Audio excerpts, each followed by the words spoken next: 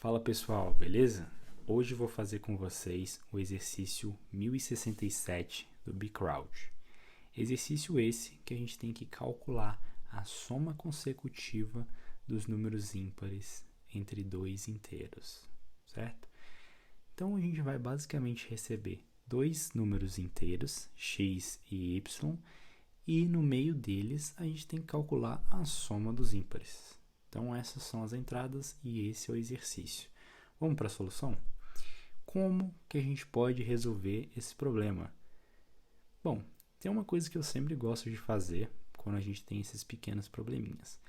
É basicamente, primeiro passo, você dividir o problema em subproblemas.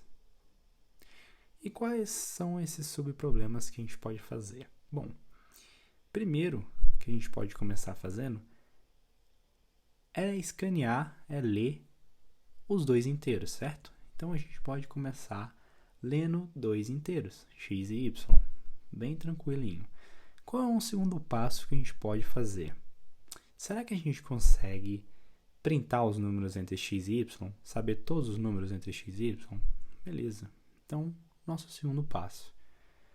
E em terceiro lugar, sabendo que a gente tem todos esses números entre o x e o y, quais deles são ímpares? Então, será que a gente consegue printar só os ímpares? E por último, para resolver esse problema, além de printar os ímpares, será que a gente consegue somar eles e printar esse resultado? Que assim a gente teria a resposta para o nosso problema. Então, vamos partir para o nosso código? Vamos nessa. Bom, aqui começando, eu vou deixar bem no cantinho aqui os nossos macetes, para a gente lembrar quais são os passos que a gente tem que fazer. Então vamos lá, nosso primeiro passo a gente tem que ler esses x e esse y. Então vamos começar com a nossa estrutura básica, aqui com a nossa biblioteca stdio.h e nossa estrutura da nossa função principal main. O que eu vou fazer? Eu vou começar declarando dois inteiros, x e y, e vou adicionar uma função de leitura, scanf, que todo mundo conhece, para a gente ler esses x e esse y. Tendo feito isso, a gente basicamente concluiu o nosso primeiro passo ali do nosso algoritmo. O que a gente vai fazer agora para printar esse x e esse y? Agora você pensa comigo, esquece o código. Eu vou te fazer uma pergunta. O que você faria se eu te desse dois números, 20 e 25?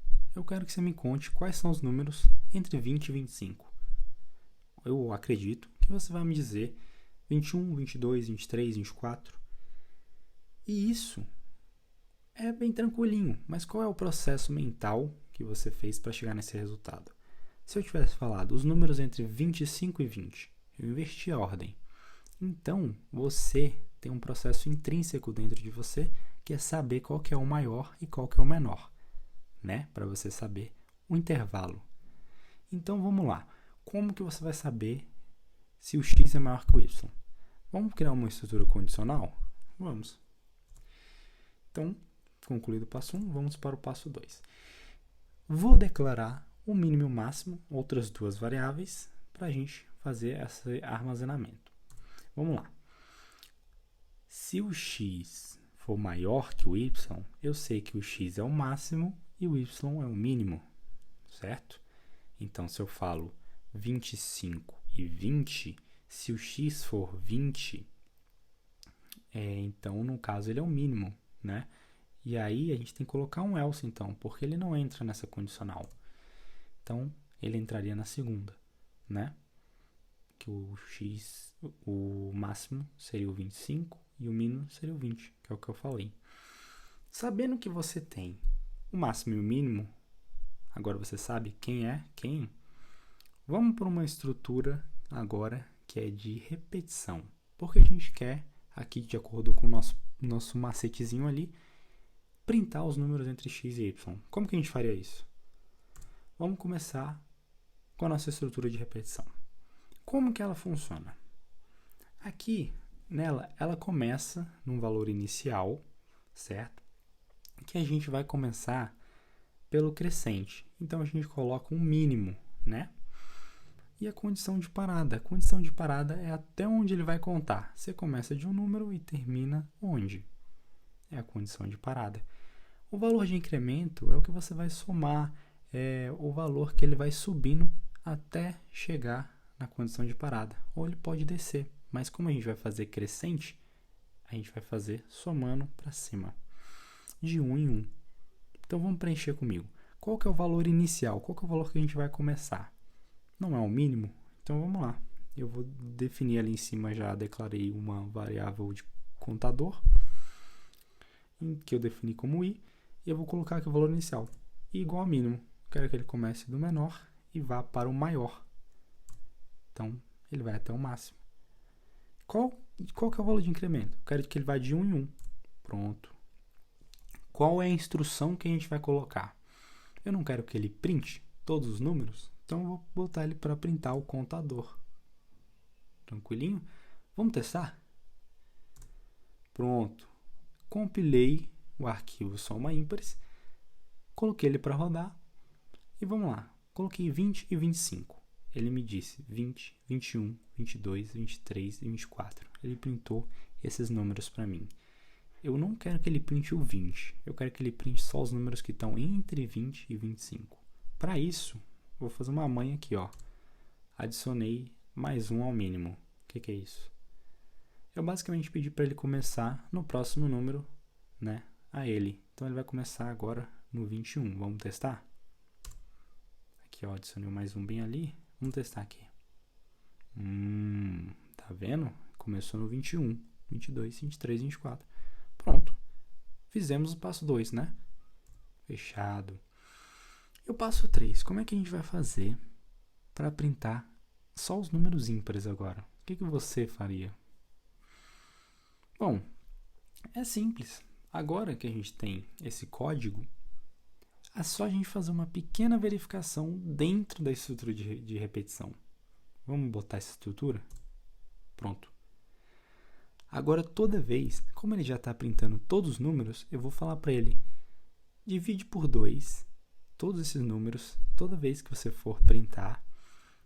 Mas antes de printar, verifica para mim se ele é ímpar. E aí, com essa verificação, você vai só printar os ímpares. Então, ele vai lá no 21. É divisível por 2? Não. Aí ele printa. 22 é divisível por 2? Sim. Então, aquela condição ali é falsa. Então, ele não vai printar. Aí ele vai para o próximo número. 23. É divisível por 2? Não. Aí, ímpar. Beleza. Ou seja, aquele i porcentagem 2 é o resultado da divisão. É diferente de 0? Entendeu? Então, vamos nessa. Vamos fazer um teste. Pronto. Digitei 20 e 25 de novo. Ele printou para mim só os ímpares entre esses dois. 21 e 23. Tá funcionando, tá tomando forma. Fizemos o passo 3. Perfeito. E agora? Como que a gente vai fazer para printar a soma desses ímpares? Olhando aqui, a gente sabe que vai dar 44. Como que a gente chega nesse valor? Eu só quero printar uma vez. Então, seria inteligente eu já criar aqui uma variável inteira soma ímpares, inicializada como 0, e eu quero tirar esse printf daí, porque senão ele vai estar dentro da estrutura de repetição, ele vai printar mais coisas que eu não vou querer, eu só quero que ele printe uma vez. Então, eu vou tirar ele e já substituir pelo que a gente precisa.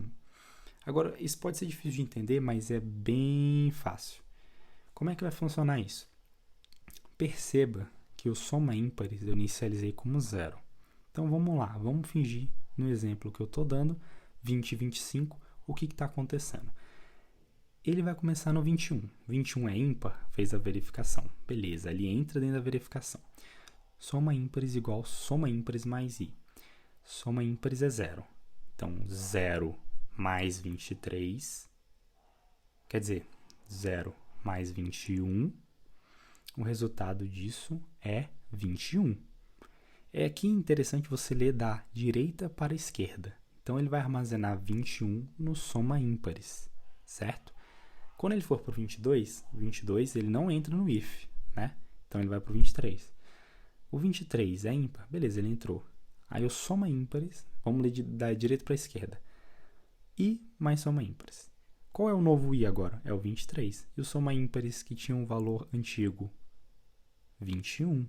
Então ele vai somar 21 mais 23. Qual o resultado novo do soma ímpares que ele vai armazenar? Isso, 44. E agora o que a gente faz?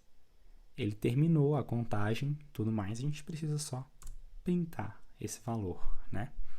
Vamos testar? Testando aqui, novamente, botei aqui o 20 e o 25, que eram os testes que a gente estava fazendo. 44, top! Conseguimos chegar no final do nosso algoritmo e printar a soma dos ímpares. Massa, né? Pronto. O que a gente pode fazer agora? Ir lá no Bcrowd e colocar o nosso código para ser aceito. Oh, que sentimento bom, né? Chega, nup. Mas vamos lá. Aqui no próprio Bcrowd, ele pediu para a gente fazer alguns testes, né? Vamos fazer os testes do Bcrowd? Vamos lá. Vou compilar, vou rodar, ele deu o resultado 6 e menos 5. Isso deveria dar uma soma de 5. Perfeito. Vamos fazer mais um teste. Eu vou dar o número 15 e o número 12 para ele. Quero que ele some os ímpares para mim, entre esses dois. 13, só tem o 13, né? Vamos dar mais um para ele. Vou dar uma confundida nele. Vou dar 12 e 12. Não tem, né? Porque é de 12 para 12. Então, feitos os testes aqui, perfeito. Tudo funcionando. Então, obrigado, computador. Ele não entendeu, mas vamos nessa. Então é isso, pessoal. Eu vou ficar por aqui. Se tiver mais alguma dúvida, vocês podem mandar para mim aqui, deixar nos comentários ou mandar no WhatsApp, beleza? Tamo junto.